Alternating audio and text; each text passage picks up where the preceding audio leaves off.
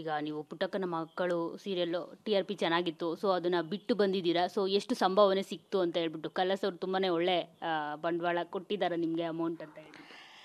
ಅದು ನನಗೆ ಬೇರೆಯವ್ರದ್ದು ಎಷ್ಟು ಅಂತ ಗೊತ್ತಿಲ್ವಲ್ಲ, ಹಾಗಾಗಿ ನಂದು ಒಳ್ಳೇದೋ ಅಲ್ವೋ ಅಂತ ಗೊತ್ತಿಲ್ಲ. ಬಟ್ ನಿಜ ಹೇಳಬೇಕು ಅಂದರೆ ಸಂಭಾವನೆ ವಾಸ್ ನಾಟ್ ದ ಕ್ರೈಟೀರಿಯಾ. ಆ ಸಂಭಾವನೆಗಿಂತ ಜಾಸ್ತಿ ಸಿಗುತ್ತಲ್ಲ ಅನುಭವ, ಅದ್ರದ್ದು ನನಗೆ ಜಾಸ್ತಿ ಆಸೆ ಇದ್ದಿದ್ದು. ಸೊ ಓಕೆ, ನಂಗೆ ಇಷ್ಟು ಬಂದರೆ ಇಷ್ಟು ಡ್ರೆಸ್ ತೊಗೋಬೋದು, ನನ್ನ ಮೇಕಪ್ ಇಷ್ಟ ಆಗುತ್ತೆ ಅಂತ ಕ್ಯಾಲ್ಕುಲೇಷನ್ ಮಾಡಿಕೊಂಡು ಬ್ರೇಕ್ ಈವನ್ ಆಗೋ ಥರ ಒಪ್ಕೊಂಡಿದ್ದೀನಿ. ಬಟ್ ಅದು ಕಡಿಮೆ ಅಂತಲೂ ಹೇಳಲ್ಲ, ಜಾಸ್ತಿ ಅಂತಲೂ ಹೇಳಲ್ಲ. ಬಟ್ ಸಿಕ್ಕಿದೆ, ಒಳ್ಳೆ ಸಂಭಾವನೆ ಸಿಕ್ಕಿದೆ. ಕಾಸ್ಟ್ಯೂಮ್ಸ್ ಮತ್ತು ಮೇಕಪ್ ಅದಕ್ಕೆ ಅಂತಲೇ ಎಷ್ಟು ಖರ್ಚು ಮಾಡಿದ್ರಿ? ಬಿಗ್ ಬಾಸ್ ಮನೆಗೆ ಹೋಗ್ತಾ ಇದ್ದೀನಿ, ಒಳ್ಳೊಳ್ಳೆ ಬಟ್ಟೆಗಳು ಹಾಕ್ಕೋಬೇಕು ಅಂತ. ಅದನ್ನು ಹೇಳಲೇಬೇಕಾ? ನಾನು ಒಂದು 2.5-3 ಲಕ್ಷ ಅಷ್ಟು ತೊಗೊಂಡಿದ್ದೆ. ಅಂದರೆ ಫಸ್ಟ್ ಒಂದೇ ಸತಿ ತೊಗೊಂಡಿರಲಿಲ್ಲ, ನಾನೊಂದು 2 ವಾರಕ್ಕೆ ತೊಗೊಂಡು ಹೋಗ್ತೀನಿ. ಆಮೇಲೆ ನೋಡ್ಕೊಂಡು ಮನೆಯಿಂದ ಹೇಗಿದ್ರು ತರಿಸ್ಕೋಬಹುದು, ವೀಕೆಂಡ್ದೆಲ್ಲ ತರಿಸ್ಕೊಳ್ತೀವಲ್ಲ ಅವಾಗ ತರಿಸ್ಕೋಬಹುದು ಅಂತಿತ್ತು. ಹಾಗಾಗಿ ಫಸ್ಟ್ ಒಂದು 2-3 ವಾರಕ್ಕೆ ಆಗೋಷ್ಟು ತೊಗೊಂಡಿದ್ದೆ. 2.5-3 ಲಕ್ಷ ಅಂದಾಜು ಖರ್ಚಾಗಿರುತ್ತೆ. ಸೊ ಬಿಗ್ ಬಾಸ್ಗೂ ಮತ್ತು ಪುಟ್ಟಕ್ಕನ ಮಕ್ಕಳಿಗೆ ಏನೋ ಒಂದು ನಂಟಿದೆ ಅಂತ ಅನ್ಸುತ್ತೆ. ಯಾಕಂದರೆ ಪ್ರಿವಿಯಸ್ ಟೈಮು ಹಂಸ ಅವರು ಹೋಗಿದ್ರು, ಈ ಸರಿ ನೀವು. ಆದರೆ ನೀವು ನೋಡಿದ್ರೆ ಇನ್ನೂ ಬರ್ತಾನೆ ಇದ್ದೀರಾ. ಹೇಗೆ ಕೆಲವರು ಕನ್ಫ್ಯೂಸ್ ಆಗಿರ್ಬೋದು, ಜಿ ಕನ್ನಡದಲ್ಲಿ ಇವ್ರು ಬರ್ತಾವ್ರು ಇಲ್ಲೂ ಇದ್ದಾರೆ ಅಂತ ಹೇಳ್ಬಿಟ್ಟು. ಸೊ ಕಂಟಿನ್ಯೂ ಮಾಡ್ತೀರಾ ಹೇಗೆ ಅಂತ?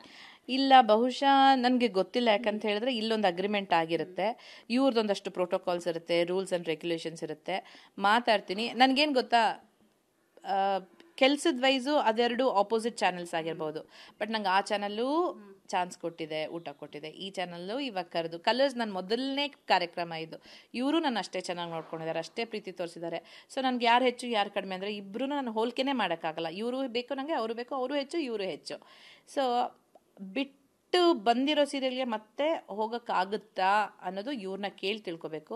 ಇವ್ರು ಬಿಟ್ಕೊಟ್ರೆ ಹೋಗ್ತೀನಿ, ಯಾಕಂದರೆ ಅಲ್ಲೂ ಅನ್ಯಾಯ ಆಗಬಾರ್ದು, ಇಲ್ಲಿನೂ ನಾನು ಕೊಟ್ಟಿರೋ ಮಾತಿಗೆ ತಪ್ಪಬಾರ್ದು. ಸೊ ಇಬ್ರಿಗೂ ನೋವು ಮಾಡದಿರೋ ಹಾಗೆ ಏನಾದ್ರು ಚಾನ್ಸಸ್ ಇದೆ ಅಂದರೆ ಮಾಡ್ತೀನಿ. ಇಲ್ಲ ಅಂತೇಳಿ ನನ್ನ ಜೀವನ, ನನ್ನ ಬಿಸ್ನೆಸ್ ಇದ್ದೇ ಇದೆಯಲ್ಲ. ನಾನು ಇಂಟ್ರೊಡಕ್ಷನಲ್ಲೇ ಒಂದು ಮಾತು ತಗೊಂಡೆ, ಸಮಾಜ ಸೇವಕಿ ಲಲಿತಾಂಬೆ ಥರನೇ ಕಾಣಿದ್ರಿ ನನಗೆ ನೀವು ಬಿಗ್ ಬಾಸ್ ಮನೇಲಿ ಅಂತ. ಯಾಕಂದರೆ ನಿಮಗೆ ಸಮಾಜ ಸೇವಕಿಗೆ ಇರಬೇಕಾಗಿರೋ ಸಂಯಮ ಇತ್ತು ಮನೆ ಒಳಗಡೆ. ಜೊತೆಗೆ ನಿಮ್ದೊಂದು ಟ್ರೋಲು, ನೀವು ರಕ್ಷಿತಾ ಅವರು ಇದೇ ಆಗ್ತೀರಾ ಅಂತ ಕೇಳಿದಾಗ ನೀವು ಅದೇ ಆಗ್ತೀನಿ ಅನ್ನೋದು ಫುಲ್ ವೈರಲ್ ಆಗಿದೆ. ನಾನಂತೂ ಎಷ್ಟು ಸರಿ ನಕ್ಕಿದ್ದೀನೋ. ಸೊ ಕಾಮಿಡಿನೂ ಮಾಡಿದ್ದೀರಾ ನಿಮಗೆ ಗೊತ್ತಿಲ್ಲದೇನೆ.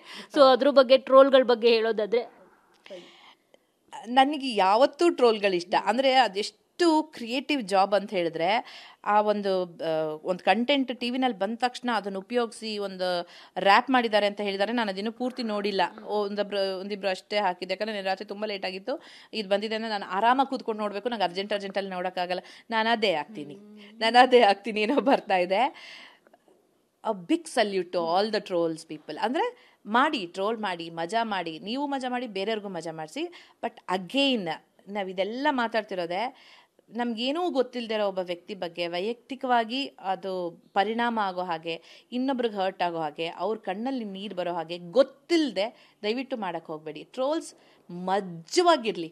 ನನ್ನ ಮೇಲೇನೋ ಒಂದು ಟ್ರೋಲ್ ಬಂದರೆ ನಾನೇ ನೋಡಿ ನಗೋ ಹಾಗಿರಬೇಕೆ ಹೊರತು ನನ್ನ ಮನಸ್ಸಿಗೆ ಎಲ್ಲೋ ಮುಳ್ಳು ಚುಚ್ಚಿದ ಹಾಗೆ ಆಗಬಾರ್ದು. ಅದೊಂದನ್ನು ಗಮನದಲ್ಲಿ ಇಟ್ಟು ಮಾಡಿಕೊಂಡ್ರೆ troll people are the best. Ma'am, ಒಂದಷ್ಟು ದಿನ ನೀವು ಬ್ರೇಕ್ ತಗೊಂಡ್ಕೊಂಡಿದ್ರಿ. ನಾನು ಕೂಡ ಹುಡುಕಿದ್ದೀನಿ ಮಂಜು ಭಾಷಿಣಿ ಮೇಡಮ್ ಎಲ್ಲೋದ್ರು ಅಂತ ಹೇಳ್ಬಿಟ್ಟು. ಯಾಕಂದರೆ ಸಿಲಿಲಲ್ಲಿ ನನ್ನ ಅಷ್ಟು ರಂಜಿಸಿದ್ರಿ ಎಲ್ಲರೂ. ಸೊ ಎಲ್ಲಿದ್ದರು ಆಗ ಪುಟ್ಟಕ್ಕನ ಮಕ್ಕಳು ಸೀರಿಯಲ್ಗೆ ಬರೋದಕ್ಕಿಂತ ಮುಂಚೆ ಮಂಜು ಭಾಷಿಣಿ ಅವರು ಅಂತ? ನಾನು ಸಿಲ್ಲಿಲಲ್ಲಿ ಮಾಡೋ ಕೊನೆಯ ವರ್ಷದಲ್ಲಿ ಮದುವೆ ಆಗಿ 1 ವರ್ಷ ಸಿಲ್ಲಿಲಲ್ಲಿ ಮಾಡಿದೆ. ಆಮೇಲೆ ನನಗೆ ಫ್ಯಾಮಿಲಿ ಕಡೆ ಗಮನ ಹೋಗಬೇಕಾಗಿತ್ತು. ಅಂದರೆ ನನ್ನ ಫ್ಯಾಮಿಲಿಗೆ ನಾನು ಟೈಮ್ ಕೊಡಬೇಕಾಗಿತ್ತು. ಹಾಗಾಗಿ ಒಂದು ದೊಡ್ಡ ಬ್ರೇಕ್ ತೊಗೊಂಡೆ. ನನ್ನ ಮಗ ಹುಟ್ಟಿದ, ನನ್ನ ಮಗನಿಗೆ ಟೈಮ್ ನಾನು ಹೇಳಿದ್ನಲ್ಲ ಫಸ್ಟೇ ನಿಮ್ಗೆ ಹೇಳಿದೆ, ನನ್ನ ಫ್ಯಾಮಿಲಿ ನನ್ನ ಪ್ರಯಾರಿಟಿ. ಸೊ ಹಾಗಾಗಿ ನನ್ನ ಮಗನಿಗೆ ಅಂತ 3 ವರ್ಷ ಬ್ರೇಕ್ ತೊಗೊಂಡೆ. ನನ್ನ ಮಗ ಮಾತಾಡೋಕ್ಕೆ ಕಲಿತು, ಅಮ್ಮ ನಾನು ನನ್ನ ಸೀರಿಯಲಲ್ಲಿ ನೋಡಬೇಕು, ಮಾಡು ಅಂದಮೇಲೆ ಮಾಡೋಕ್ಕೆ ಶುರು ಮಾಡಿದ್ದು. ಆಮೇಲೆ ಪ್ರೊಡಕ್ಷನ್ನು, ಡೈರೆಕ್ಷನು, ಈ ಥರ ಬೇರೆ ವಿವಿಧ ಆಯಾಮಗಳಲ್ಲೆಲ್ಲ ನಾನು ತೊಡಗಿಸ್ಕೊಳ್ತಾ ಇದ್ದೆ.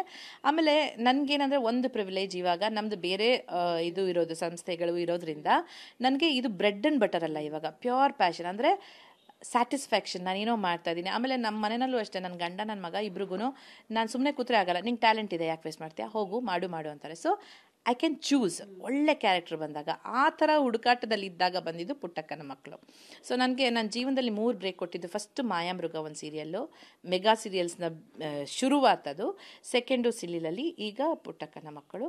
3 ಅದ್ಭುತವಾದ ಹೆಸರು, ಅದ್ಭುತವಾದ ಪ್ರೀತಿ, ಮನ್ನಣೆ, ಆಧಾರ ಎಲ್ಲವನ್ನು ತಂದುಕೊಟ್ಟಿದೆ.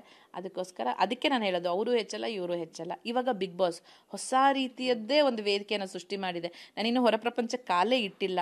ಹೇಗಾಗುತ್ತೆ, ಹೇಗೆ ಜನಗಳನ್ನ ನಾನು ರಿಸೀವ್ ಮಾಡ್ತಾರೆ. ಒಂದು ನನಗೆ ಬಂದಿದ್ದು, ಕಿವಿಗೆ ಬಂದಿದ್ದು, ಎಲ್ಲೂ ನೆಗೆಟಿವ್ ಆಗಿ ನೀವು ಇದು ಮಾಡಿಲ್ಲ. ನನಗೆ ಇಷ್ಟು ದಿನ ನೋಡಿ, ನಾನು ಹೇಳೋದು ಒಂದೇ ಒಂದು ಮಾತು ಹೇಳಕ್ಕೆ ಬಯಸೋದು, ಇಷ್ಟು ದಿನ ಜನಗಳು ನನ್ನನ್ನು ಒಬ್ಬ ಆರ್ಟಿಸ್ಟ್ ಆಗಿ ಬೇರೆ ಬೇರೆ ಪಾತ್ರಗಳಲ್ಲಿ ನೋಡಿ ಇಷ್ಟಪಟ್ಟಿದ್ದಾರೆ. ಬಟ್ ಬಿಗ್ ಬಾಸ್ ಮನೆಯಲ್ಲಿ ಇದ್ದಿದ್ದು ನನ್ನ 3 ದಿನ, ಅದರಲ್ಲೂ ಎಷ್ಟೊಂದು ಕಡಿವಾಣಗಳು. ಅದ್ರ ಮಧ್ಯೆನೂ ನನ್ನನ್ನು ನೋಡಿ ಮಂಜು ಭಾಷಿಣಿಯನ್ನೇ ಇಷ್ಟಪಟ್ಟಿದ್ದಾರಲ್ಲ, ಅದು ಮಾತ್ರ ನನಗೆ ಸಿಕ್ಕಾಪಟ್ಟೆ ಖುಷಿ ತಂದಿರೋ ವಿಚಾರ. ಅದಕ್ಕೆ ನಾನು ಇಡೀ ಕರ್ನಾಟಕ ಜನತೆಗೆ, ಸುಮ್ಮನೆ ನಿಮಗೆ ಅಂತಲ್ಲ, ಮನಸ್ಪೂರ್ವಕವಾಗಿ ಹೃದಯಪೂರ್ವಕವಾಗಿ ಅನಂತಾನಂತ ಧನ್ಯವಾದಗಳನ್ನ ಹೇಳ್ತೀನಿ. ನಾನು ನಿನ್ನೆನೂ ಹೇಳಿದ್ದೆ ಹೊರಗಡೆ ಬರುವಾಗ, ಬಹುಶಃ ಅದು ಬಂದಿದೆಯೋ ಅಲ್ವೋ ಗೊತ್ತಿಲ್ಲ. ನಿಮ್ಮೆಲ್ಲರಿಗೂ, ಪ್ರತಿಯೊಂದು ಕನ್ನಡ ಹೃದಯಕ್ಕೆ ನನ್ನ ನಮಸ್ಕಾರ. ನಿಮ್ಮ ಈ ಪ್ರೀತಿ, ವಿಶ್ವಾಸ, ಅಭಿಮಾನವೇ ನನ್ನ ಕೊರಳಿನ ಮುತ್ತಿನ ಹಾರ ಅಂತೀನಿ. ಅದು ಅಕ್ಷರಶಃ ಸತ್ಯ. ಕೊನೆಯದಾಗಿ ಕನ್ನಡಿಗರಿಗೆ ಏನು ಹೇಳ್ತೀರಿ? ಇಷ್ಟೊಂದು ಪ್ರೀತಿ ಕೊಟ್ಟಿದ್ದಾರೆ ನಿಮಗೆ. ನಾನು ಅದೇ ಹೇಳೋದ್ನಲ್ಲ, ಸುಮ್ಮನೆ ಹೇಳೋದು ಅಂತಲ್ಲ, ಹೆಜ್ಜೆ ಹೆಜ್ಜೆಗೂ ಎಲ್ಲಿ ಹೋದ್ರೂ ನೋಡ್ತೀರಿ, ಗುರ್ತಿಸ್ತೀರಿ, ಪ್ರೀತಿ ಮಾಡ್ತೀರಿ. ಇದು ನಾನು ಹೇಳಲ್ವಾ, ಎಲ್ರಿಗೂ ಸಿಗೋವಂಥ ಭಾಗ್ಯ ಅಲ್ಲ ಇದು. ಆಮೇಲೆ ಅಷ್ಟು ಸಪೋರ್ಟ್ ಮಾಡ್ತೀರಾ. ಸರಿಯಾಗಿ ಇಲ್ದಿರೋರಿಗೆ ಚಾಟಿಗೆ ಇಟ್ಕೊಡ್ತೀರಾ, ಬಟ್ ಸರಿಯಾಗಿದ್ದವ್ರಿಗೆ ನಿಜವಾಗ್ಲೂ ಅಷ್ಟೇ ನೀವು ತಲೆ ಮೇಲೆ ಕೂರಿಸ್ಕೊಂಡು ಆಧರಿಸ್ತೀರಾ. ನಿಮ್ಮ ಈ ಪ್ರೀತಿ ವಿಶ್ವಾಸನ ಒಂಥರ ಋಣ, ಅದು ನಾವು ಏನೇ ಮಾತುಗಳಲ್ಲಿ ಏನೇ ಮಾಡಿದ್ರೂ ತೀರ್ಸೋಕ್ಕಾಗಲ್ಲ. ಬಟ್ ಅದೇ ನಮಗೆ ಶ್ರೀರಕ್ಷೆ. ಪ್ರತಿಯೊಬ್ಬ ಕಲಾವಿದೆಗೆ ನಿಮ್ಮ ಈ ಪ್ರೀತಿನೇ ಒಂದು ಶ್ರೀರಕ್ಷೆ.